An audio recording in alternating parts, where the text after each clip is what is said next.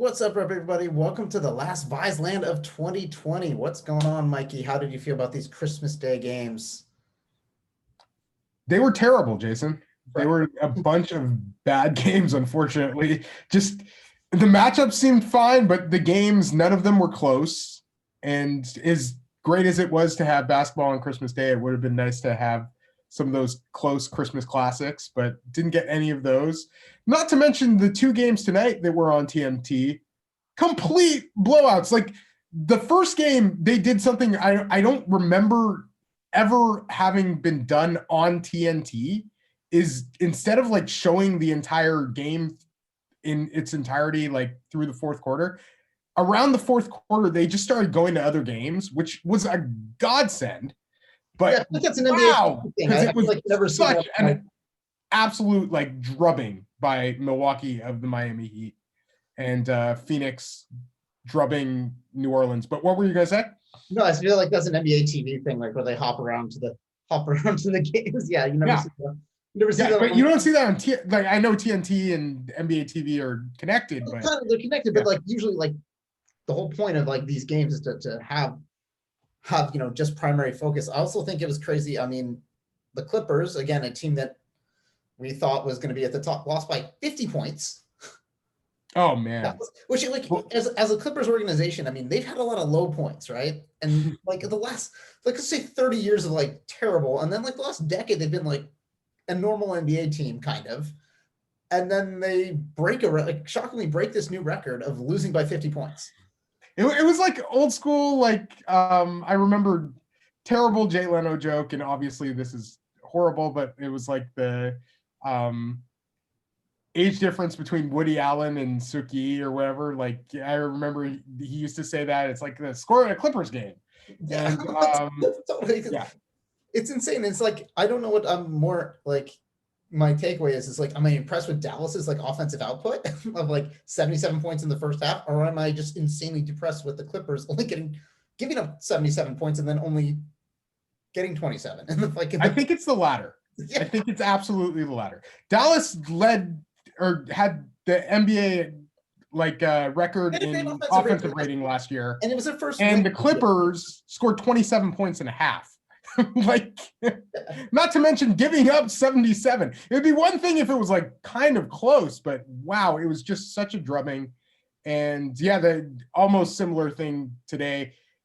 The other amazing stat from the Milwaukee Miami game that just happened, what Giannis didn't even go off. And that was the other amazing thing with Phoenix and New Orleans is Chris Paul and Devin Booker scored in single digits. It was all these other guys just draining shots.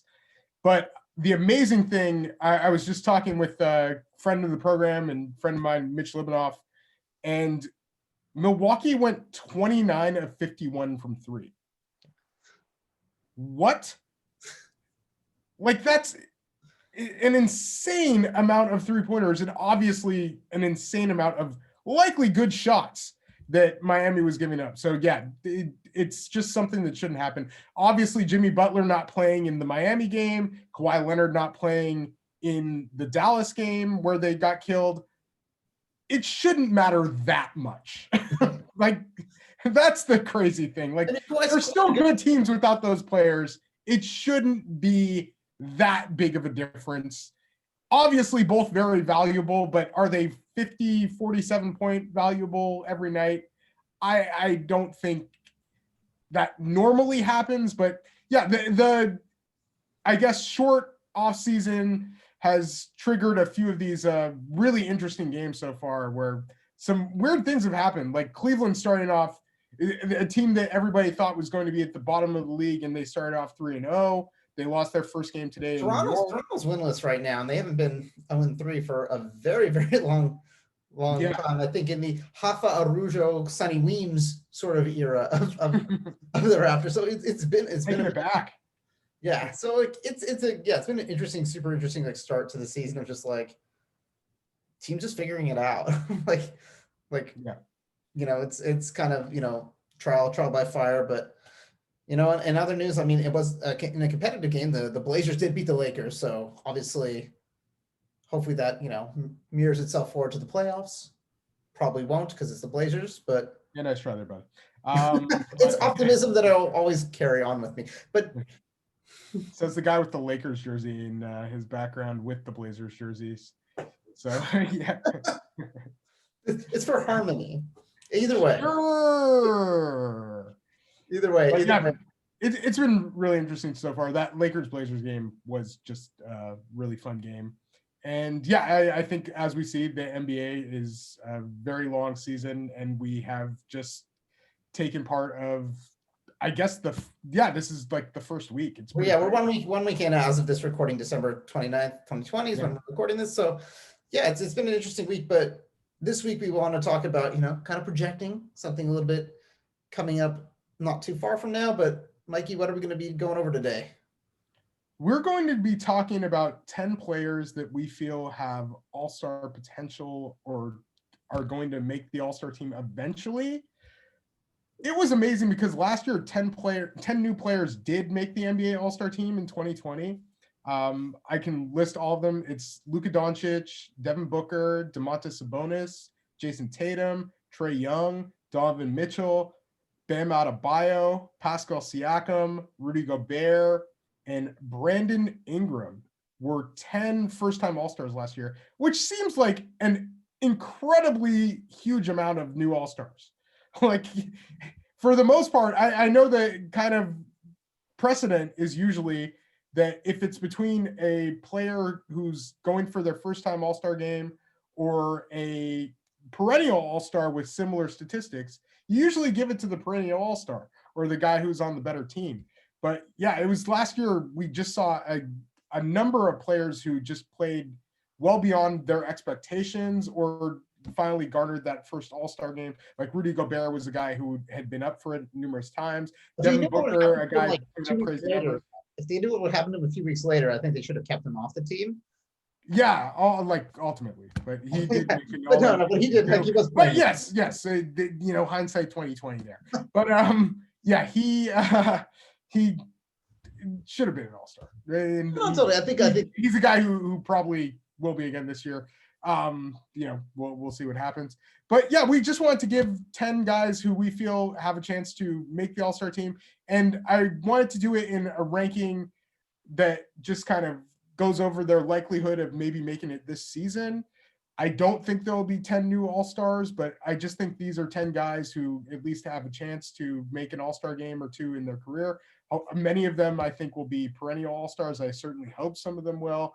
And then we'll talk about just what we felt about them as prospects, like entering the NBA, as we usually do here at Viseland. We talk a lot about the NBA draft and kind of where we felt their development went, and then just what they are right now, what they're maybe looking like this season, what they looked like last season, and just kind of going over them as players and their future moving forward.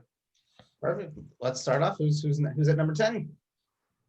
Oh, do you want to go in reverse order? I was going to go in. I would go in either order. Yeah. So I was going to go number 1.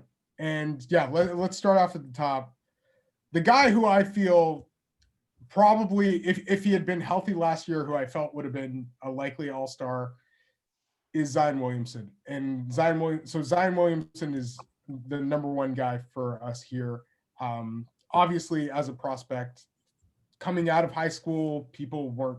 They were high on him. They knew he was this rare athlete and had ability to handle the basketball, to pass, was like insane in transition, super strong, and had unreal vertical explosiveness, as well as great ability to run in a straight line and lateral quickness. So he had all these factors that just made him an absolute scoring nightmare. And once he got to college basketball, we saw that immediately as he completely killed Kentucky in their first game, as Duke killed Kentucky, like just the 3 freshmen with Zion Williamson, RJ Barrett, and Cam Reddish.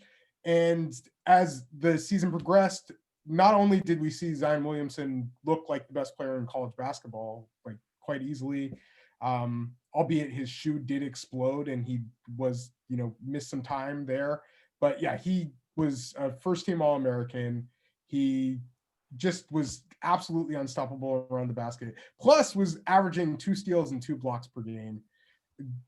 The effort and everything he brought on the defensive end as well made him this super intriguing prospect. And it was almost like if the way to compare it is if Shaquille O'Neal, and for young viewers here, was an absolute dominant force, Zion Williamson is like a 6'6" Shaquille O'Neal. Yeah, it's like you don't see a body like that, like come, body plus athletic ability come along like ever. It's almost that like, he gets that some Charles Barkley kind of comparison. It's just, yeah, you look at him and what he can do explosively, it's pretty epic. Yeah.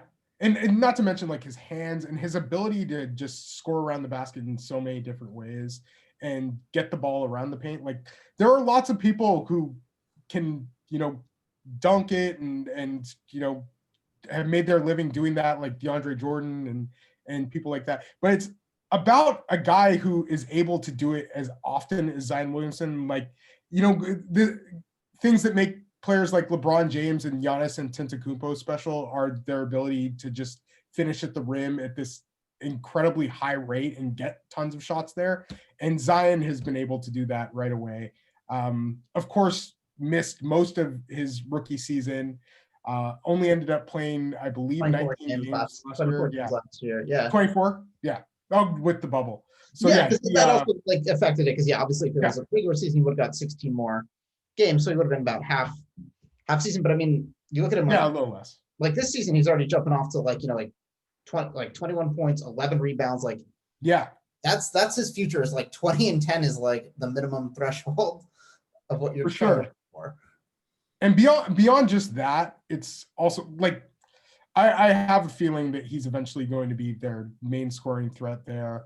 Obviously, the thing that was always a knock on him, and I think one of the reasons people were kind of a little wary of exactly where he fit in was his jump shooting. And as we saw in his first ever NBA game, knocks down his first 4 3-pointers.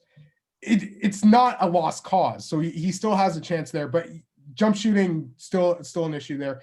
The other thing with Zion early in his NBA career is the defensive acumen that we saw, and he's still able to, cause events every now and then and make some plays, but the overall defensive awareness and I would say his ability to at least put in maximum effort on that side of the ball is still a work in progress. And like, for instance, tonight, he's guarding Jay Crowder, he's guarding Cam Johnson. Both of those guys, I think, have 18 points, and like we're just shooting at will. It was like I saw Cam Johnson get like a transition dunk that was absolutely ridiculous. It probably wasn't completely Zion's fault, but yeah, like there's still a lot of work to be done on that end of the floor, just in terms of giving that maximum effort, not letting guys just get to their spots, and in terms of help defense also. But yeah, I think that will come with time. Conditioning is also a factor too. And like the fact is that Zion Williamson still is somewhere in the 280 to 290 range. And that has helped him in many ways also, because he still has that insane vertical athleticism and explosion and is a great run jump athlete. But and also likely the strongest player in the NBA. But you would maybe like to see him lose a little bit of weight in order to best utilize that conditioning on both ends of the floor. Yeah, what stuff he didn't get, he got like a little off season this, like this year bubble now. But yeah, I mean, what I'll say is they were out of it for quite a while. So I don't think he had as little of an off season as some of the other players did. I don't think it's the same off season as, obviously like years past where it's like they have these open runs where they're playing, like true enough. As you've seen, like he's playing against LeBron every day or like whoever these guys are, at these workouts and stuff. And I think that helps a guy like him. Yeah. Having a normal schedule. That's a good point. The two things I'll say for Zion is like obviously he's playing at a level, if he maintains it, is definitely worthy of that. And then also he's also you'll see on the list, there's obviously players of varying popularity, but part of the All-Star game is the fan voting. He's one of those guys that could get very high on that. And so has a chance even just to start, if it's not this year, in a couple of years, like he will be one of those guys who's perennially on the, on the fan vote list as well. Yeah, his ability to score around the basket in so many different ways. Of course, his being a lefty, it makes it extra fun. But yeah, he is. I think he's a pretty special prospect, and they beat the Raptors in their first game. They had a close game with the Spurs, I believe, that they won also, and then they lost to Miami. But yeah, they got drubbed by Phoenix tonight. I feel like we're hoping that Zion Williamson stays healthy this year, and no minutes restrictions. So that's great. And it looks like if things keep in the right progression and he builds on a little bit of what he was doing last year, it'll be hard because so far Brandon Ingram has looked like their best player through their first 3 games at least. Like tonight is kind of a wash, I would say. But I guess it's a little difficult to justify the Pelicans having 2 All-Stars if the team isn't in kind of like the playoff contention range. But yeah, we'll see what happens. I just have a feeling that Zion's going to eventually be their most valuable player and kind of the guy that they go to for scoring on a consistent basis, just for his insane ability to score near the basket at a very high level. But yeah, I just have a lot of confidence in his being a future All-Star and being a perennial All-Star and likely being an MVP candidate. And we would all love to see a dunk contest. Yeah, that I'm a little less. He's an in-game guy. I think so, but I mean, it could could be in-game. In-game. Well, you could just pull LeBron and never. He never did the dunk contest in high school, I don't believe either. And if he did, I don't think he won. So yeah, he's obviously like one of the most fun dunkers in like the NBA right now. But yeah, I don't know. I'd rather see Derrick Jones Jr. just do his thing. And maybe we'll have another guy who, I don't know if he'll do it again, but I think he might be on the list. But yeah, let's move on to the guy that I have in second, and another player who I feel has a good chance of being an All-Star this year. This, I think, is in large part to his production in the bubble during the playoffs. And that's Jamal Murray.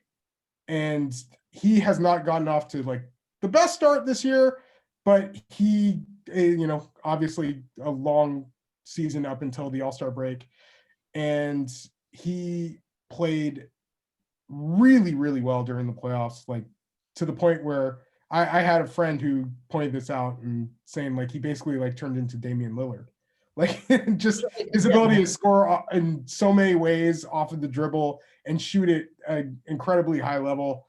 Really fun to see. Plus his playmaking was so much better. Yeah, it was a pretty insane output for that playoffs. And obviously like it's not scalable, during a regular season. But again, like you show some of those glimpses, like you do that every once in a while, like that's an All-Star. With what he normally does. Well, and beyond that, what was the last thing you said? Sorry. I said like what he normally does, but then every once in a while he throws in, a little bit more of what we saw in the playoffs. Like that's hard to take off an All-Star team. Yeah, well, I think you just want that level of consistency has been the key, and I think he got off to a slow start, like for sure. Yeah, well, it's been a few games. It's not just the consistency. It's just you want to see, because he had 2 very similar years in a row by regular season standards. Then in the playoffs went to like this, like I'm guessing around 26 points per game. And you are not necessarily expecting that, but you want something maybe like built upon what he did during last regular season. You'd like around 22 or 23 a game. But I think the most important part with Jamal, and the part that I think makes him a likely All-Star, is the Nuggets, I think, are going to be great. And like, they're going to be one of maybe the top 2 or 3 teams in the Western Conference, which they were last year. Nikola Jokic is their franchise guy and their best player, but Jamal Murray at times made that like a question during some of the series that they played. One thing I will say is that while Jamal Murray was fantastic in the playoffs, I'll go and say that he was not, I think, ever the best player in any series that he played, which is kind of crazy. Well, Donovan Mitchell obviously was going off in that Utah series. Because Donovan in that first series went Jamal's crazy. doing 40, Mitchell's doing 50. Yeah. Well, and Jamal had the 50-pointer too. But yeah, like if you look at Mitchell's like individual numbers during that series and just like the series as a whole, it has to go to Donovan. I think in the Clipper series, to me, Jokic was the best guy and the main reason that they won that, as well as Jamal Murray did play in that series as well. And then, of course, in the Los Angeles series, you had Anthony Davis and LeBron James. And LeBron James, of course, closing out that series with like this absolutely ridiculous performance also. But yeah, Jamal Murray played exceptionally well, shot exceptionally well. You're hoping to see that near that level of shooting, which he hasn't necessarily done during the regular season. But he has that ability. He's always had some ball handling ability. Like I was lucky enough where I got to see Jamal Murray. I remember seeing him for the first time at the Jordan Brand International game where he won MVP. Got to see him at the Nike Hoop Summit 2 years in a row. And the first year he was one of the 2 best shooters with Svi Mikhailuk. And I think was second in the game in scoring as during that first year he was in the Nike Hoop Summit. In the second year in the Nike Hoop Summit, he scored 30 points in the game and was a huge reason that the world team won. And then he was starting to hear from teams. He had been recruited really hard by Oregon, but started to hear from Duke, started to hear from Kentucky. Of course, ends up going to Kentucky, plays really well at Kentucky. And he's a 20-point per game scorer. Obviously was going to be one of the top draft picks and ends up going number 7 to Denver. And he immediately was playing for them. Yeah, like he kind of had a bench role off the start, and then it kind of has, I guess, morphed into him being like, the second guy next to Jokic. Yeah, taking over his point guard with taking over his like point guard. Yeah, no, whereas you have this insane, crazy distributor. Did you see he had 18 assists last night, Nikola Jokic? Yeah. Oh yeah. Like 18 assists. No. Oh, for sure. Like he's the guy is unreal. Like, but yeah, it's like the fact that Jamal Murray can play with this jumbo initiating center and can make shots, has improved a great deal in terms of being able to get to the basket and finishing through contact. I think he's just added to his body. He's added to, improved his handle, which was already really good. And I think the biggest thing with him is improving the decision-making. And that was, I think, a huge part of why Denver was so dangerous last year is you had to worry more about Jamal Murray as a passer. And not only did his scoring go up, but his assist numbers went way up. And I think he even led Denver in assists during the Lakers series. Like, he was really just playing ball in many different facets. And I think that's one of the reasons why I'm pretty confident that he'll have a chance to be an all-star. If not this year, then very soon. No, totally. I think, and again, as we've ranked before, he's the best Canadian player currently in the NBA. Yeah. Today. So I think that, gives him something cool too on that. That's something that we are hoping to see in the next little while is Jamal Murray playing for Team Canada. He's done it in the past and done very well. But yeah, we'd love to see a Team Canada built around Jamal Murray. I just think he would do so well in international play. And I know that he's kind of like dying to take this like group out for a test drive now that we have all these other players on Team Canada as well. Yeah. So hopefully I think, if Jamal just, gets back to, a good 20-point level. I think All-Star is definitely a possibility if Denver keeps on, being one of those top teams. Because it's not unquestioned to get like two players from like one of the better teams in the conference. Not at all. For first time. Yeah, that's why I'm figuring Jamal Murray, because the way I'm ranking these guys is I think by likelihood this year. And I feel like Denver could definitely get 2 players in. Nice. So who are we moving on to at number 3? Now, this player, his All-Star stock this year likely took a bit of a hit. Unfortunately, he sprained his ankle in the game last night, but I still feel like he has a really good chance, and he's obviously going to be a really popular player as well. Last year's Rookie of the Year, Ja Morant, to me, already the Grizzlies' best player and was their best player last year. Just took the NBA by storm. As we know, he played on an AAU team with Zion Williamson, where they both weren't the featured players. Just shows that if you work on it and you have some of this natural ability and athleticism, then great things can happen. And Ja Morant at Murray State as a freshman was somebody that really stood out just because he had this crazy 2-foot leaping ability, great court vision as well, and had, quite a handle.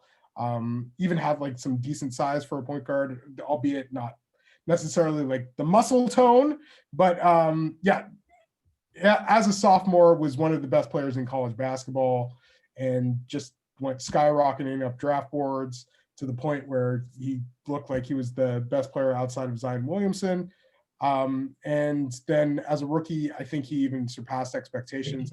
Memphis definitely surpassed expectations. He almost dunked over, get a couple of those where he like missed it, but he like dunked over somebody. Like you have like those crazy hot, over.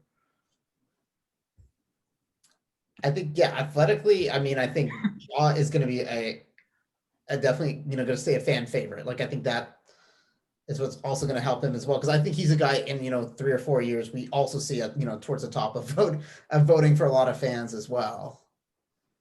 Yeah. Well, I just think that really rare leaping ability for a point guard. And like the number of dunks he had as a rookie is pretty crazy. Albeit, I think Zion Williamson in the limited games that he played had more overall dunks than Ja Morant, or at least somewhere in that area. But I think a large part of that is due to where they play on the floor. For a point guard, Ja Morant just gets to the rim a crazy amount, has that really shifty handle. Yeah, had 49 dunks last year, which is just super impressive for a point guard. And he I think the thing that people really worried about with Ja, one, they worried about the shooting, which I think he kind of quelled those concerns as he shot, I believe, somewhere in the so he ended up 33.5. I think at one point he was like, for a good majority of the season, was around like 35, 36. He's at least not afraid to shoot, and it seems like he has a good deal of potential there.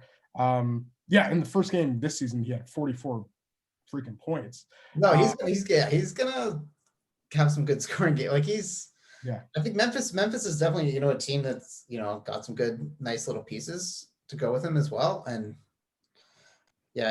right now he's at 26 points a game, but obviously that 44-point game, puts him up a little bit. But he's definitely someone who's knocking on the door, because you look at some of the, obviously Russell Westbrook out of the Western Conference. There's some guys kind of aging out of All-Star as well. Yeah, and we can talk about a few of those guys too. Obviously this is an Eastern Conference All-Star spot open with I'm guessing Kemba Walker seems to be missing quite a bit of time, so that could be an open All-Star spot as well. But with Ja, he's so shifty and creative, and his getting hurt, I think, is the reason that it's only 26 points per game, because he only scored 7 points in the game that he left with an ankle injury. We're glad that it's only a sprained ankle. He's supposed to be out 3 to 5 weeks. He left in a wheelchair, so we were worried it could be something more serious, and seemed to be in quite a bit of pain. But hopefully Ja comes back and plays really well. The Grizzlies are struggling. Like the Grizz have a lot of injuries. Like they have their other big young centerpiece is Jaren Jackson Jr. and he's missed time this year. They traded for Justice Winslow last year, still yet to, I believe, suit up for the Grizz at any point. So yeah, there's a lot hitched to John Morant. And what I was talking about earlier with a friend too, is it will be really interesting if the Grizz get a high pick in the draft and can have somebody to put next to those two guys. But yeah, they've signed like a bunch of nice, like mid kind of level guys. But yeah, I think you need a little bit more star power. And then the big thing is that they need shooting. And I think that would help Ja so much. The player that we're going to talk about as a likely future all-star is a crazy shooter, but unfortunately he's been hurt and he can't be the only shooter on the Grizz. Yeah. And I think at times he kind of has been. So they really need a little bit more. And yeah, I think Ja, with the fact that he had what he had to work with last year, just did some amazing things and well-deserving of Rookie of the Year. Looks like a future all-star, and I'm guessing it's going to be a perennial all-star. But yeah, he was a guy that I could have seen making the all-star team this year. Injuries may put that in flux, but we'll see what happens when he comes back. For sure. Who do we have at number 4? Number 4, I put De'Aaron Fox. And I was lucky enough to go to a couple games with De'Aaron Fox last year. The guy is just so incredibly quick with the basketball. And I'll put it out there that I was not the biggest De'Aaron Fox guy as a prospect. I think I just slept on just how insanely quick he was with the basketball. And even though he was kind of slight of frame, was able to get to the basket at a really solid clip and finish even through contact. The guy is tough. He works really hard. He was the great, I think as far as personality and ability to put in work. I actually was lucky enough to see a pre-draft workout with De'Aaron Fox, and it didn't change my mind completely, but at least it showed me that he was really working, and it also just exhibited how insanely quick his feet were. And yeah, he was working on shooting, and he didn't shoot very well at Kentucky. He struggled as a pull-up shooter, and you kind of worried about that, but just he's able to get to the basket so often. And I think since he's been in Sacramento, they've kind of exceeded expectations a little bit there. They've yet to make the playoffs, which Sacramento hasn't done that in a very long time. They've been on the fringe-ish. Yeah, they have. And I think Fox has been the player that they've built around. He, I think, is improving as a decision maker as well. I know the game that I got to see him live against Memphis, he played against John Morant, and I felt like he got the better of John Morant. And Sacramento ended up winning the game as well. But yeah, they still are a team that I feel are on the outside fringes of the playoffs. But they'll go pretty much as far as De'Aaron takes them. You had a couple guys from the 2017 draft make the All-Star team last year. De'Aaron, I think, is just another guy who's a likely candidate in the future. And he just has that crazy quickness. I think he's going to work on some of those weaknesses. And then you hope that Sacramento has somebody else for him to work with. The drafting of Tyrese Halliburton, I think, is really nice. And I know people kind of saw Tyrese Halliburton in like the narrow view of point guard, but he was always going to be a guy who was going to be really good off ball and like a really good linking player who I think is going to be nice to play next to De'Aaron Fox. I just think they need some help at wing and just a few other young pieces to maybe make them or get them to that next level. No, totally. Health also being a huge thing too, because they've had terrible luck there. Oh, I mean, like Sacramento has not been a very fruitful franchise the past very long time. But I think, again, he's getting about 20 points, about, just under 7 assists a game. I think like once he gets a little bit more pieces and consistency around him, definitely potential potential for that all-star nod. Yeah, that's I think the ultimate hope. But yeah, I think he was a good pick by Sacramento, and I know I was skeptical of how high he went in draft, and he's well surpassed my expectations, and has been a really good player for them. Just got a really nice extension as well. But yeah, he's going to be one of the players that Sacramento builds around, and I think has been working on things, and should be somebody that you have to really take into account moving forward as one of the top point guards in the Western Conference. Most definitely. I think, yeah, if Sacramento gets out of the fringe and gets into that picture, like, yeah, that's gonna, put him over the edge, and hopefully, he does, because he seems like a super nice guy, and always respected his hustle. But who do we have coming in at number 5? Number 5, I have a player from the 2018 draft, and I know there are a couple big men that I'm sure people are going to be waiting for, but they'll wait a little while longer because I have Shai Gilgeous-Alexander. I have a lot of confidence that Shai will eventually make an all-star team. I just think he's going to keep getting better and better.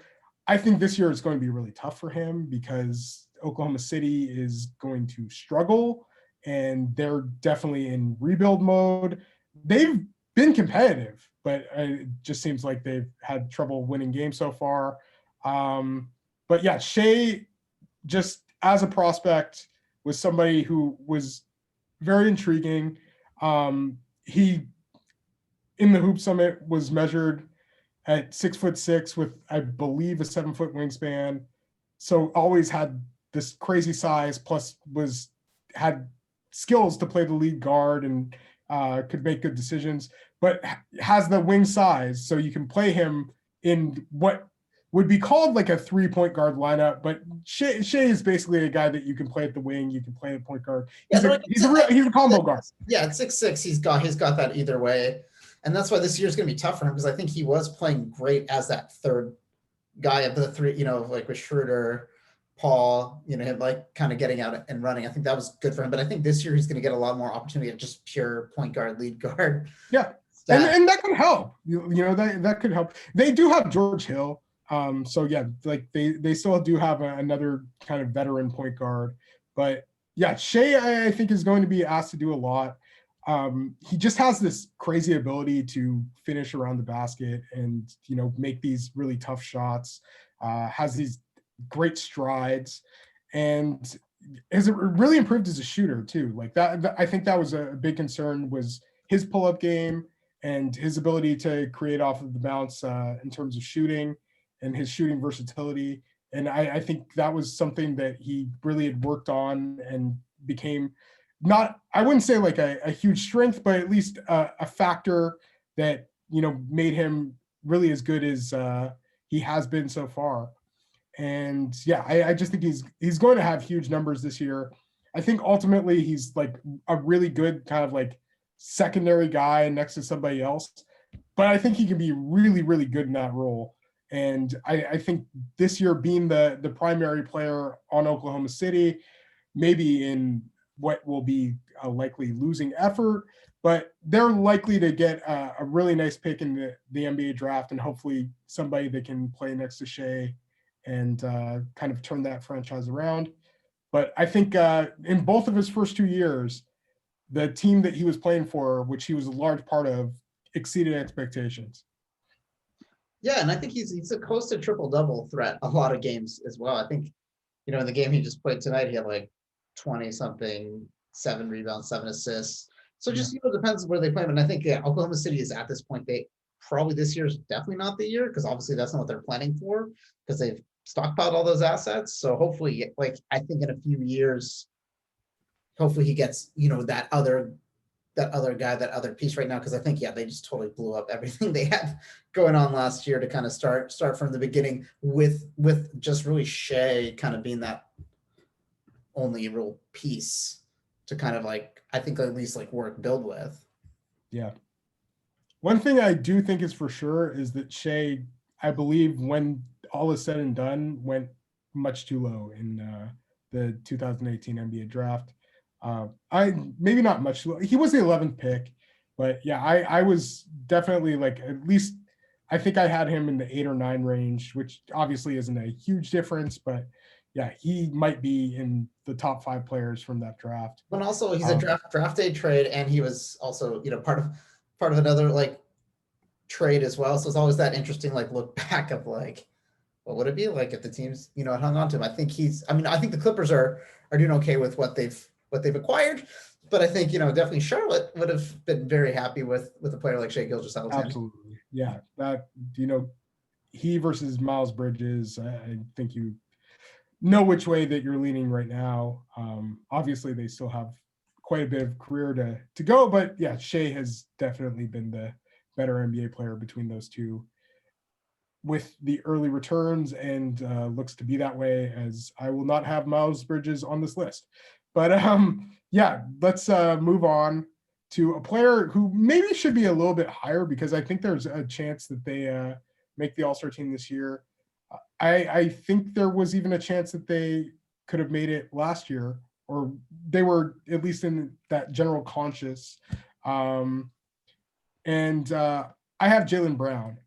And Jaylen Brown was not a guy that I necessarily was convinced would be an all-star, but he has just, I think he's going to be relied upon in a big way by the Celtics early on in the season, with Kemba Walker being hurt. He did also just call Peyton Pritchard the GOAT, which made Jason Visenberg very happy. But yeah, Jaylen Brown. He's obviously proven himself to be very intelligent. Is all I can say about Jaylen Brown right now. That is the thing that he's known for. And yeah, he's, I think, a great guy in general.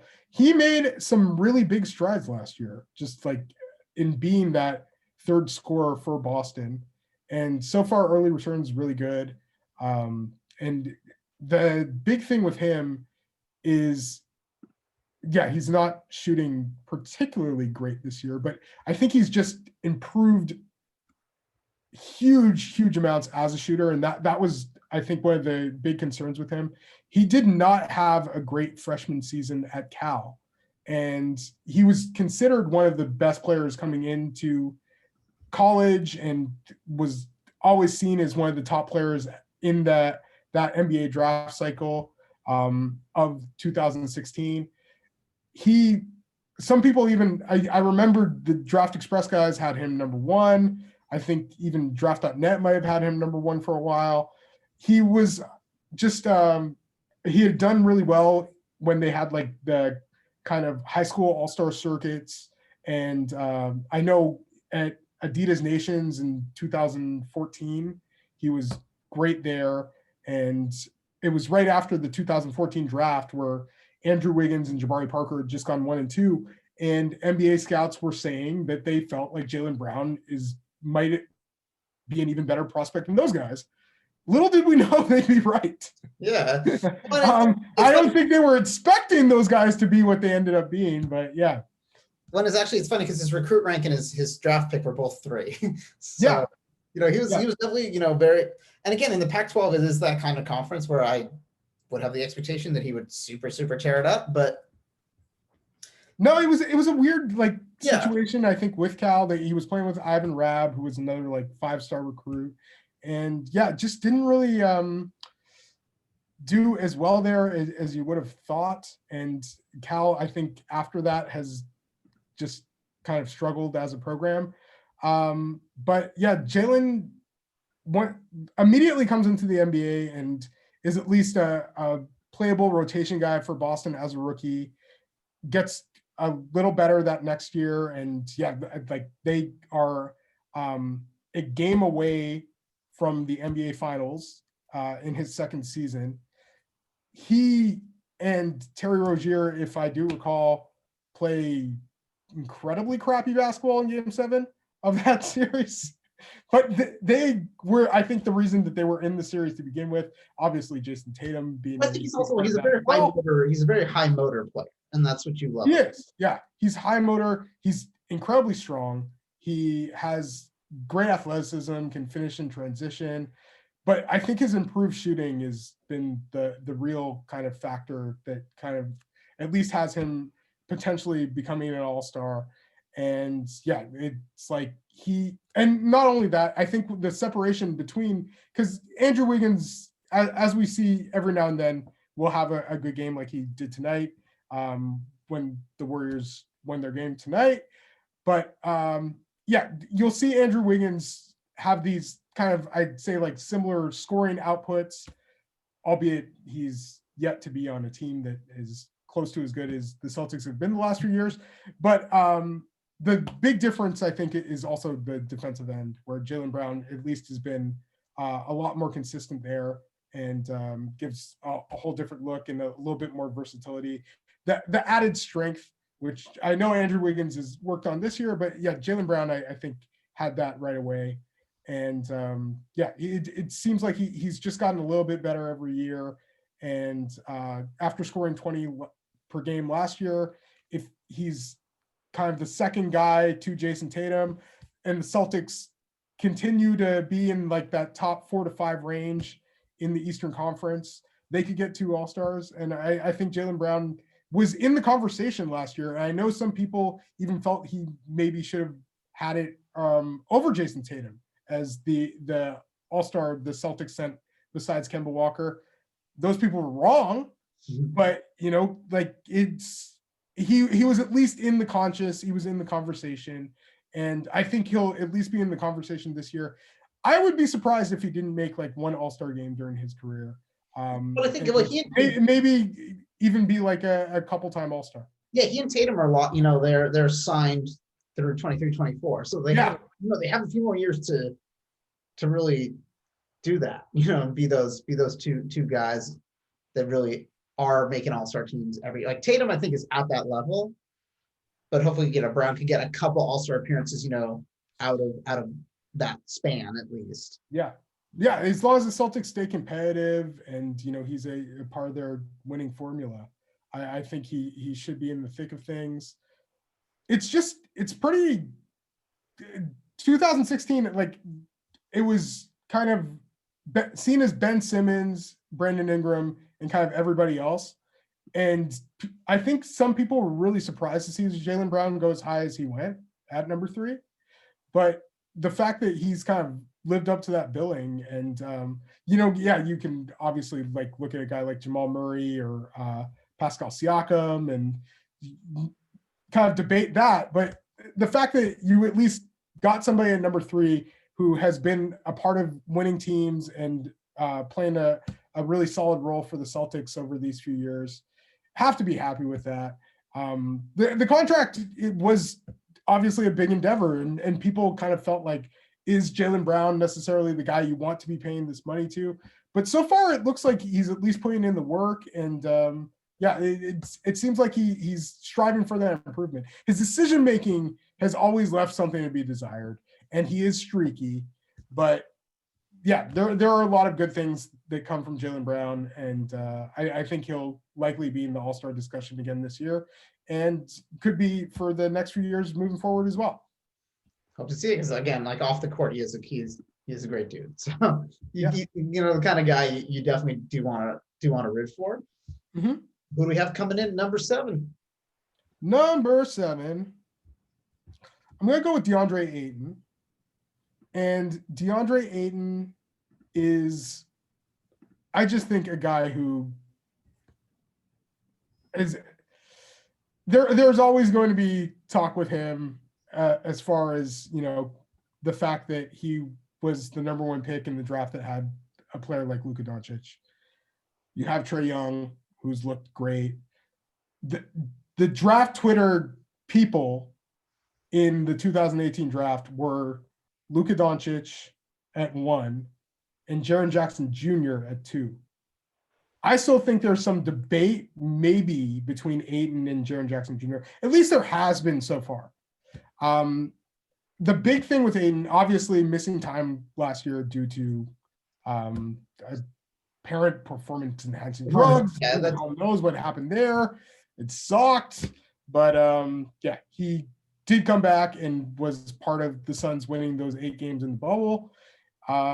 He as a prospect was just a monster prospect, just so much potential. He had these fantastic hands, was like 7 foot, 7'5" wingspan, 7'6" wingspan, able to run the floor exceptionally well, had like ball skills, wasn't a great passer or anything like that, but like it seemed like so many things with him were workable. The shot always looked workable. He has yet to become like a 3-point threat in the NBA, but you could see him stretching that range, and you were at least happy with him shooting like mid-range jumpers, which hasn't always been great in the NBA so far also. Like he's still kind of looking for the more consistent ways to score. And just, but even so, like with his being as raw as he is, his efficiency has always been pretty solid in the NBA thus far. Last year, I think he took a really nice move forward as a defender.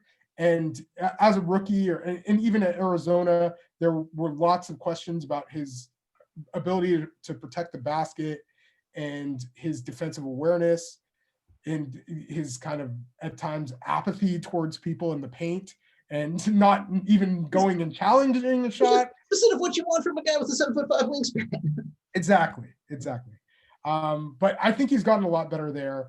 And the fact that the Suns are actually winning some games, he's playing with Chris Paul and Devin Booker. They're still kind of trying to put it together and figure, I think, that whole trio out. And Mikal Bridges obviously is taking a step forward too. And I'm not sure if he's an all-star level guy, but he's looked like a great 3-and-D wing who's, I think, bringing a little bit more to the table also. But yeah, I just feel like DeAndre Ayton at some point is going to be one of the better centers in the NBA, has gotten off to such a good start, and is that huge offensive threat and rebounding threat. Yeah, double defense is going to be good enough. And if the Suns start becoming a winning team, odds are he's going to be like that second guy next to Devin Booker. Yeah, and I think Chris Paul is one of those players that does a great job of really elevating certain teammates. Yeah. So I think elevating teams in general. Yeah. But yeah, like DeAndre is not off to like some scorching start for the year, but he looked good today, and he's looked good pretty much since he's entered the NBA. Like I think he's a solid player at the very least. He's not Luka Doncic. Yeah. He's not Trae Young, but he is a really solid player in his own right. And I think in most drafts that wouldn't have these two lead initiators for good teams, potentially with Trae Young and already with Luka Doncic, like these two guys who were all-star starters and potential MVP candidates. DeAndre is not an MVP candidate, I don't believe. But that's not control, right now. But he's not going to be Luka and Trae, but he can still have a good career, and I think squeak out a couple all-star appearances. Yeah. He's a guy who I'd be very surprised if it was just one. I just have a feeling that he's going to end up putting it together and doing some good things, whether it's in Phoenix or somewhere else. But it seems like things are working pretty well in Phoenix, and it seems like they'll be in the thick of a playoff spot if everybody stays healthy. And yeah, I would not be surprised at all if DeAndre Ayton makes an all-star game in the next couple years or so. Awesome. Who we got at number 8? Number 8 is the guy that I just mentioned, who was the draft Twitter favorite as the big guy over DeAndre Ayton, over Marvin Bagley, and that was Jaren Jackson Jr. And I'll give you the reasons for Jaren Jackson Jr. being considered the level of prospect he was. He was a ridiculous team defender and communicator on defense, plus had shooting potential. So the shot doesn't always look aesthetically pleasing, but the guy can make shots. And like he just has for quite a while. He made shots at La Lumiere. He made shots at Michigan State. Last year, he was making shots at a high volume clip at a level that like you don't normally see for a guy who's 6'11". Yeah, he's a very modern day big. Like that's Yeah. what's special about him offensively. It's like he brings that dimension. Yeah. And the concerns about him as a prospect, like his rebound rate wasn't amazing, and he had a high foul rate, which were two things that, well, the rebounds were something I was maybe like a tad concerned about, but not huge. And the foul rate is something that I wasn't normally too concerned about, and is something that you can just sort of work on. But he's had a pretty high foul rate in the NBA as well, which shows that he's trying on defense and doing that. But he hasn't necessarily been the defender that people thought he was going to be off of the bat, when he just showed these ridiculous like team defensive instincts. And he had one of like the better box plus minuses from an NCAA freshman. I think it was like behind guys like only like Joel Embiid, Anthony Davis, Karl Anthony Towns. Like he was right outside of that group, I believe. So yeah, just putting up like insane analytical stats for Michigan State. He had a few rough games here and there, but then had like these amazing flashes also, like even making some things happen off of the dribble. And he's been able to even pull up shoot in the NBA. So yeah, he looks like a player who I think was one of the big reasons why the Grizzlies did as well as they did last year, when they almost were basically a game or two away from the NBA playoffs. And he, I think, just has a really high ceiling. He also, the other thing that was working in his favor as a prospect was he was I believe, the youngest college player in that draft. So he was born like a full year behind guys like DeAndre Ayton, Mohamed Bamba. I was a few months younger than Wendell Carter Jr. Yeah, he was young. His stats jumped off the page, and the guy could really play and stretch the floor. And I think he's got excellent complementary piece. And like you were saying, like the new age big man. Yeah, and his age, he's still 21, going on his year right now. So definitely, I think this he and Jaw as a 2-man combo on Memphis, that could be definitely something special once they get a little more pieces around them. So definitely, I think they're just missing a lot of complementary pieces, but at least they have this young core that hopefully they can hang on to. Yeah. I actually I like some of their complementary pieces, and I thought they had some nice picks this year. I think it's just age at this point, and then getting them all healthy at the same time. That's like the killer right now, is the fact that Jaren Jackson Jr. isn't playing. You have John Morant hurt, and if Justice Winslow could get out there and play, I think he could be a really nice factor for them too. Plus, obviously their woes at shooting beyond Jaren Jackson Jr. So yeah, it would be really nice if you had a shooting guard who shot at like a really high level clip, which I don't think they really have at this point. I guess maybe you're hoping for Desmond Bane. But yeah, like they signed DeAnthony Melton. They have Kyle Anderson. They have Tyus Jones. Like they have some nice complementary pieces. Even like I would say Dillon Brooks is a good complementary piece. He's not somebody that you necessarily want to rely upon as much as you are at this current point in time. Yeah, because right now he's getting about 18-ish a game. I mean, obviously, like small sample size, but yeah, Dillon Brooks is getting a lot of scoring, which obviously as a Duck fan, you'll have to see. But But Memphis is losing games. Yeah. Oh, he's like, again, streakier shooter. Not something that I would say is like and again, you want that like knockdown, stand basically. Get in the lane, kick it out, knock down kind of guy, which Dillon Brooks is not as much of. But who do we have coming in at number 9?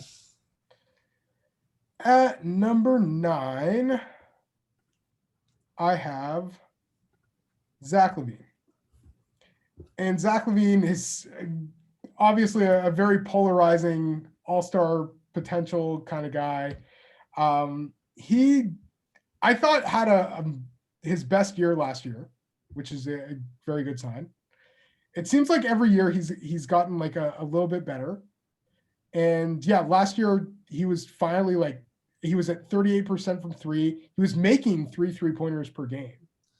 And the Bulls just still weren't a very good team. But yeah, like offensively, Zach LaVine, just in terms of like creation for himself and the fact that he was averaging like 25.5 points per game, it seems like he was at least doing a better job as a distributor as well. Still not amazing as a decision maker there. The big thing with him is, and I think this was always a concern with him as a prospect, he's like this insane leaper as an athlete. So I think that's one of the reasons why he's able to get his shot off as well as he does, is he just has that crazy elevation on his jump shot, elevation near the basket as well. But he has always had some concerns as a defender. And just in terms of effort and defensive awareness, those are two things that have kind of eluded Zach LaVine through the years. Well, that's why it's like being the leading scorer on a terrible overall all team. I mean, I think that's generally kind of been this mold that he's been in, and just like he does have the ability to have great scoring outputs, which you're getting on both ends. Because I think we saw him in Portland. Chicago was playing Portland, and he had like 35, 36 points. Like he was having a great offensive game, but it's like at the end of the day, the team is still pretty whatever, especially last year. They didn't end well. So it's like, can he combine, his like, he's getting, the last 3 years, he's really at this like 20 point a game level, but his teams are all pretty, uneventful. Yeah. And I think that's not all his fault. Oh, no, for sure. Yeah. And like ultimately you'd like him to be a complementary piece and be next to somebody who can kind of more initiate the offense. And like if he was next to like a LeBron James or like a jumbo initiator, I think that's would be a great role for him. But he's kind of had to be the guy on Chicago. Chicago hasn't really built their team to have a guy that Zach LaVine can kind of play off of. So I think he's kind of overextended a bit. But yeah, so far in the 2014 draft, which was considered a good draft, there have been 2 NBA All-Stars. And it has been Joel Embiid and Nikola Jokic. Andrew Wiggins and Jabari Parker, it's probably not happening. I mean, Aaron Gordon. I think Zach LaVine might have the best chance out of anybody besides those guys. Oh, totally. I mean, I think a lot of the guys. I mean, like Aaron Gordon, Julius Randle, Marcus Smart. Yeah. I mean, they're doing okay, but they're not going to get to that. Yeah, Julius Randle, I think has a lot of the same issues. Yeah, and Aaron Gordon he hasn't necessarily like taken that next step to be an all-star consideration, albeit the Magic may not lose a game. So maybe they'll have like 5 all-stars this year. I'm not expecting that to happen, but right now they're on pace to go 72-0. Okay. And I guess they've never gone 4-0 in franchise history, I think was what TNT was saying today. That sounds almost appalling in a way. It is a little bit. Yeah, like I went and made sure and checked, and it seemed like Shaq like just lost his first couple games. Yeah, Shaq and Penny, or you think like, I mean, like the T-Mac, like a lot of those teams are pretty terrible, but like I feel like Dwight. I think it's hard to start the season 4-0. Like that's the other thing. Like, I don't think like tons of teams do it. Obviously in the NBA, not tons of teams doing it this year. Yeah, not 30 years though, so it's still like, Yeah, it's been a while. But yeah. But in terms of Zach LaVine, I think he was on kind of like the short list last year. Some people felt like he was kind of a snub. You always say with the East, like there are a few guys, you're kind of wondering one way or the other if they deserve to be on the All-Star team. You're almost like looking for players to take those last few All-Star spots sometimes out of the Eastern Conference. But yeah, there have been guys who were like slightly more deserving from like winning teams, like Domas Sabonis. You wanted somebody from Indiana, and Domantas Sabonis was that guy. Chris Middleton, obviously, Milwaukee has dominated the Eastern Conference the last few years. And the Raptors were one of the top 2 teams in the conference last year. I think it was pretty unquestionable that Kyle Lowry and Pascal Siakam were going to make it over Zach LaVine. All of those guys, I feel, were deserving to make it over Zach LaVine. But I think there's a chance that he makes it. And I think a large part of it also is just being an all-star is a lot about situation as well. Good. And Zach LaVine, I think, is the guy who may have to be in the right situation for it to happen. And so far, Chicago has not been that situation. And they've yet to, I guess, they've gotten guys who I think have been like good picks, but not like great picks. And I think most of the guys that they have drafted lately have kind of like underachieved, if anything. And they're still super young. Like right now, they're kind of, I think their starting lineup right now is Kobe White, Zach LaVine, Patrick Williams Jr., who was the fourth pick in the draft this year, Lauri Markkanen, and Wendell Carter Jr. So like guys from like the past like 4 drafts basically, and a young enough guy in Zach LaVine as well. Yeah, Zach LaVine's going to be 26. By the end of the season, he's still super young. I mean, he's still got a few really good years that he could possibly put up. But yeah, hopefully, like I think that the team and hopefully the stakes get a little higher, because again, when he's playing at that level in competitive situations, definitely that rare leaper. Like that's the other thing. Like he was just such a crazy athlete, and like those dunk contests as we've seen as well. But a guy who can hit 3-pointers at high volume as well. So yeah, like a high volume shooter who I think really improved just in terms of his efficiency. And yeah, I think that there's, with these last two, I'll say with Zach LaVine and my next player, I'd say the lowest chance, which is why I have them ranked where they are. But I think there's at least a chance. So with that foreshadowing there, who do we have at our number 10? At number 10, I have CJ McCollum. And this is the guy in the who is the oldest player on the list. He is from the 2013 NBA draft. So he has already played in the league for quite a while. He is 29 years old. I'll throw out that there have been some players that have made the All-Star game when they are deep in their career. Goran Dragic was one of them. Anthony Mason, and then Kyle Korver. I think Kyle Korver might be the oldest player ever to have made an All-Star team. Made the first time, yeah. Yeah, I think there may have been somebody else, but yeah, he's at least up there. Hey, Dana Barros made an All-Star team. So like, I mean, let's. Oh, what?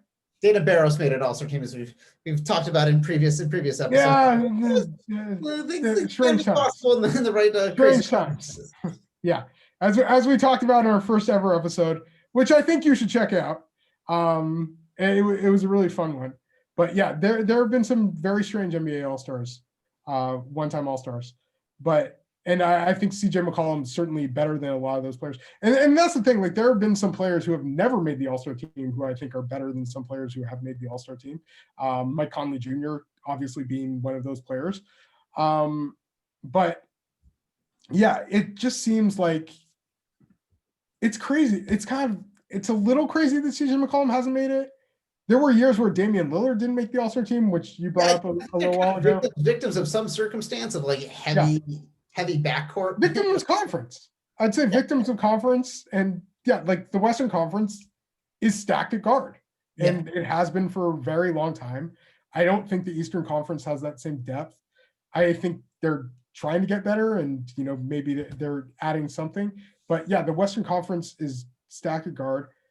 But if you look at CJ McCollum, first off, the guy is one of the most ridiculous shooters in the NBA.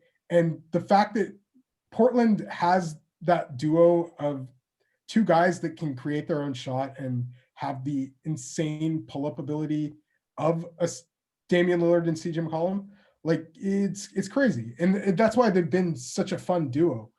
The defensive issues that duo brings, I think, are a big part of it also, and maybe why Portland hasn't necessarily needs to strike. And while Charles Barkley may disagree, I don't feel like Portland is necessarily like a contender. And even when they made the Western Conference Finals, it was very obvious that there was a pretty big difference between them between and Golden State the Golden State Warriors. But yeah, they've at least had a lot of fun teams, made some great playoff series, and CJ McCollum being a huge part of that. And I don't think you can forget what he did against the Denver Nuggets in 2019. He, I think, was with Damian Lillard seemingly exhausted by being guarded by Gary Harris. CJ McCollum took advantage of the fact that he was guarded by Jamal Murray, and he, definitely took advantage of that and was a huge reason that, like in Game 7, the guy you relied upon was CJ McCollum. Yeah, kind of like, he's just a great pull-up shooter. He's got that kind of like step back. He's a great versatile shooter. That's just like, and he's always that guy that, again, when Dame is a little off, CJ always kind of steps it up a little bit in a lot of games. So that's always like, yeah. My only thing is like, for All-Star, do you think he can make it in Portland? That's a great question, and I would say probably not. So like that's what I'm thinking. Another team, and he's like that lead scoring guard. I know. I see. To me, where I would see it is having him be like that complementary piece, but on a team that is really contending. So like if a team has him as like their third best player, but they're one of the best teams in the conference, that I think would be a great scenario to get him in an all-star team. Likely in the Eastern Conference as well. There has been talk for years about whether they'll trade CJ McCollum, and then he'll just have a game like he had against Houston the other day, where you're like, how can you trade this guy? Yeah. And then you realize also that that's one of the best games that he's ever had. And James Harden had a better game in that same game. And it's just another game for him. So yeah, like CJ McCollum just seems to be like a level below some of the other top two guards. And I've seen games where James Harden had a 50-point game on CJ McCollum. I saw a game where Bradley Beal had a 50-point game on CJ McCollum. It just seems like sometimes, as great as he is, and while he's, having some amazingly efficient scoring games and doing these great things like with his floater around the basket, and his ability to create for himself, and like that, just completely, you can't give him any room, like on the baseline from like 17 feet. There seem to be guys that consistently have better games than CJ McCollum when they play him. And yeah, it's just that's a thing that I think Portland has kind of gotten killed by wings for a really long time. And you wonder if like they can kind of keep this up. I think it's so much fun. And like, I think the ultimate thing that you're worried about is if you trade for a guy who is like, at the level of CJ McCollum, you may not be getting that level. Like it's something you have to be concerned about. If you trade CJ McCollum and you're not getting like a James Harden like superstar, or like somebody who is a good deal better than CJ McCollum, you might be taking a step back. And I think that has to be a concern for Portland in terms of trading him. But I still think at least there's a chance that he's an all-star. And if he's not an all-star, he's like, I think one of the better players to have never been an all-star. Like he has the resume at least, where he's just been so consistently good since his third season in the NBA. And like immediately came in and was a contributor. But yeah, since his third season, he's been averaging over 20 points per game and has just been one of the most consistent shooters in the league as well.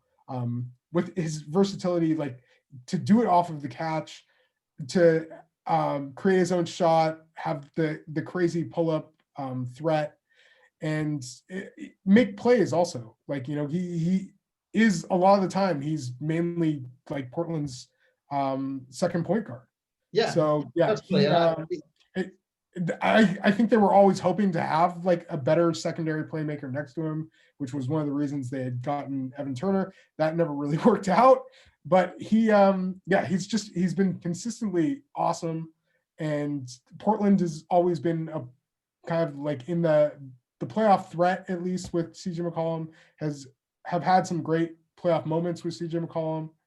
And he is another guy that it's just so hard not to root for him because he is awesome. When you look at his personal like physical growth. I mean, if you look at a picture of him like his freshman year in high school, he was like 2'8". Yeah. Like 5 pounds. Yeah. And now and this year people were saying he was thick. Yeah, and he like crazy. Went to Lehigh, mid-major, that whole kind of thing. So it's like, yeah, it's hard to knock, knock his hustle. And part of me, on a personal level, it's like I would love him to be on the Blazers for his career with Dame, but it's like it just gets tough because when you see like the rumors of like packaging, him with some other things to get like a James Harden, it's hard to like from a basketball perspective not kind of want that, to see what it would be like to have Dame and James Harden. But yeah, I personally love CJ, and like I hope if we play at the level that like Charles Barkley is willing to gamble that we do. And I mean, bless Charles for his gambling addiction and putting it out there for national television and rolling and doing something that even I think would be crazy, which is going all in on the Blazers on national television twice, because he did it last in the bubble and he's doing it again this year. Well, he has shown the ability to look like an ass and have that affect him not in the least. Yeah, he said, I may be wrong, but I doubt it. So hopefully, but yeah, well, Charles, I think he should stop doubting it. His track record isn't helping people not doubt him being wrong. But it's funny, I'm looking at these 10, these 10 guys that could make the All-Star, game. You're looking at it from that perspective of pure play, but then, taking a look at the numbers of the voting for All-Star game is kind of funny. And obviously the fan vote doesn't have like the same impact anymore. It's like this fan player kind of hybrid model, but looking at it from last year, there were 2 players that really stood out to me as kind of hilarious that like they got that much love. You got the Eastern Conference, you got Taco Fall was 6th in the Eastern Conference front court. In fan voting. Yeah. And so you're like, and I don't even think at that time he was even on the, like, I think he was still on the 2-way with like the main Red Claws. I don't even it was just right in big talk. I think. And Taco's awesome. Again, love him on a personal level. He seems like a great dude. But again, I don't know if purely playing in the G League really gets you to that All-Star level. But I mean, he was on 2-way, man. Yeah. I mean, I guess maybe hopefully, well, Bull's not on 2-way anymore, but hopefully Bull gets that same amount of love and he can doubt it. And then the other one that was even more shocking, just kind of given the circumstance. And again, granted, things were a little different last year with Steph Curry and Klay Thompson and a couple of those guys being out. But the 4th vote getting guard in the Western Conference was Alex Caruso. Caruso.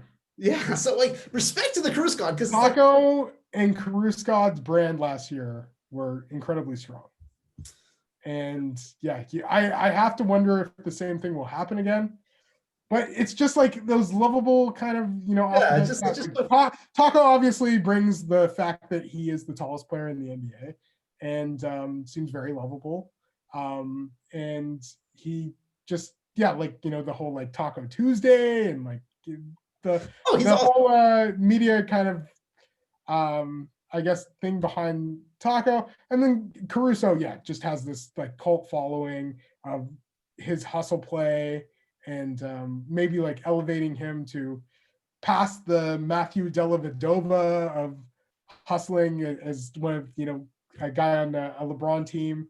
But yeah, those are 2 guys who I think just in terms of fan popularity are a reason that we now have like the multi-tiered process of getting in all-star starters. Because people cannot be trusted. This has been, scientifically proven, but it's just. I would say coaches couldn't be trusted either. And then you look at the player voting and people are like, oh, let the players do it.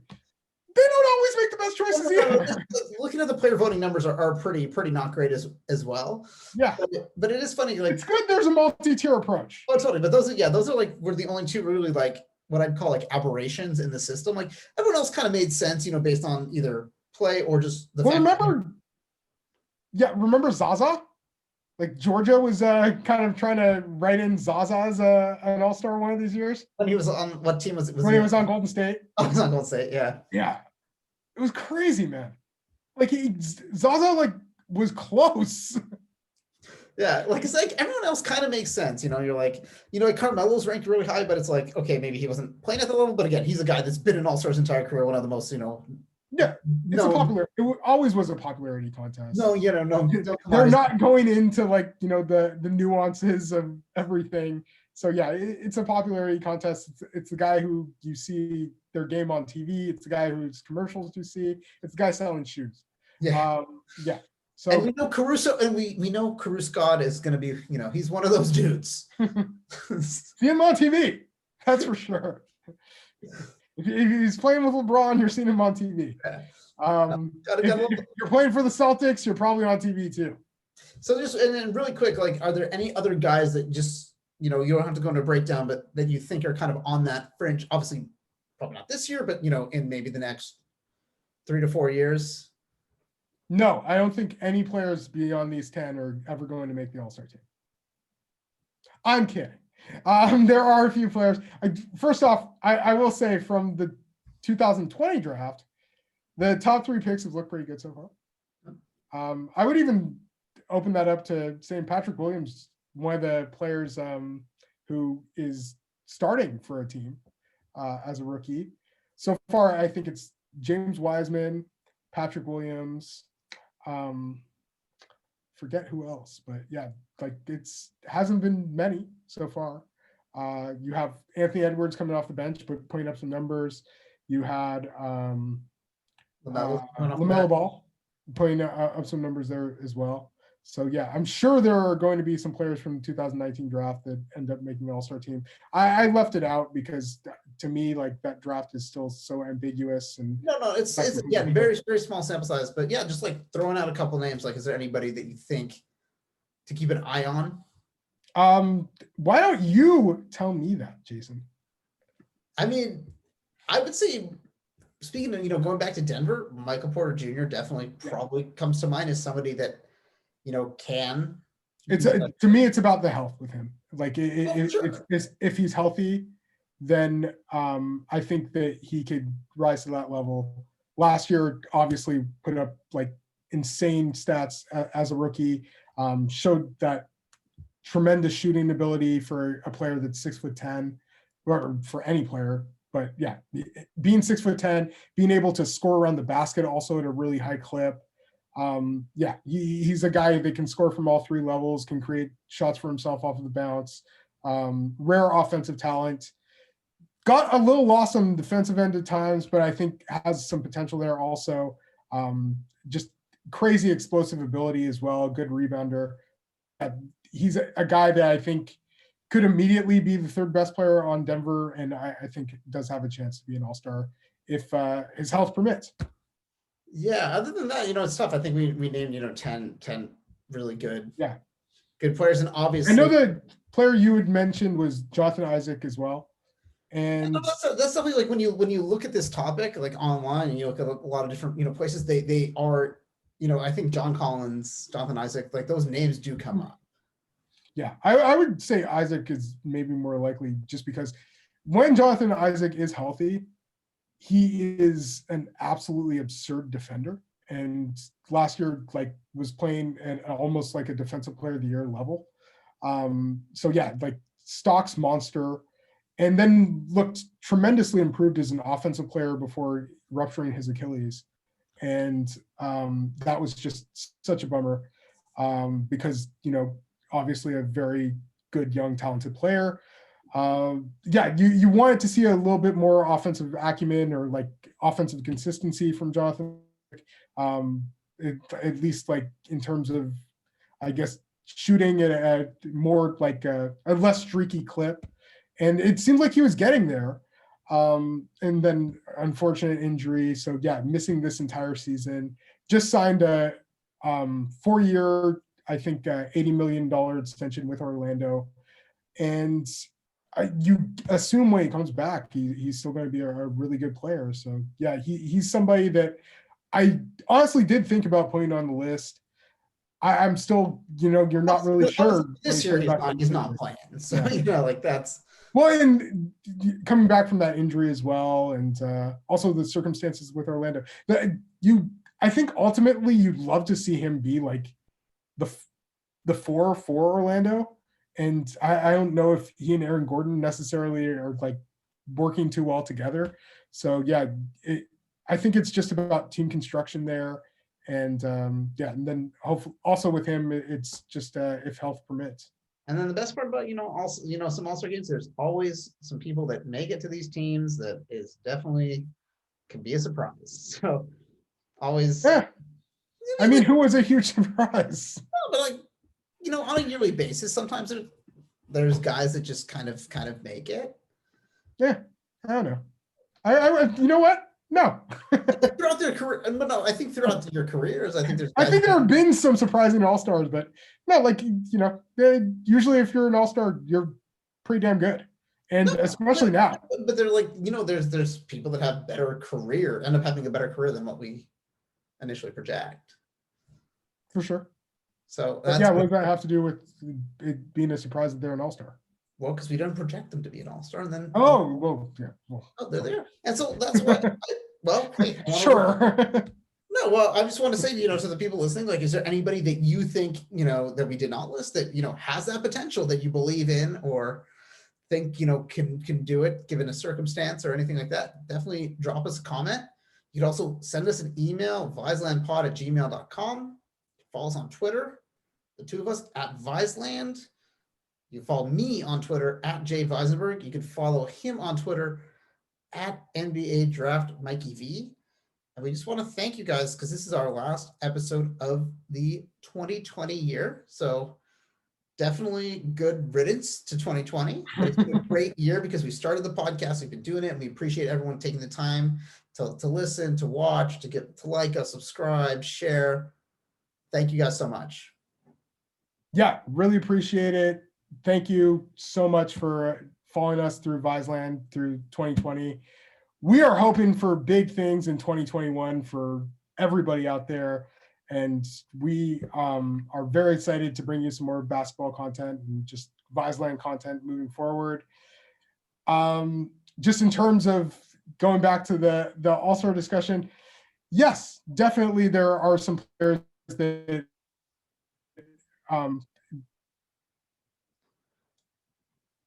So it looks like we're having a little breakup on. You can't project as All-Stars, and we're going to be future All-Stars. And if we left anybody off of this list, leave it in the comments below. Like, subscribe. We are trying to build Viseland, and we want to thank you for being a part of that. Thank you guys so much. Have a great new year, and we will catch you next time.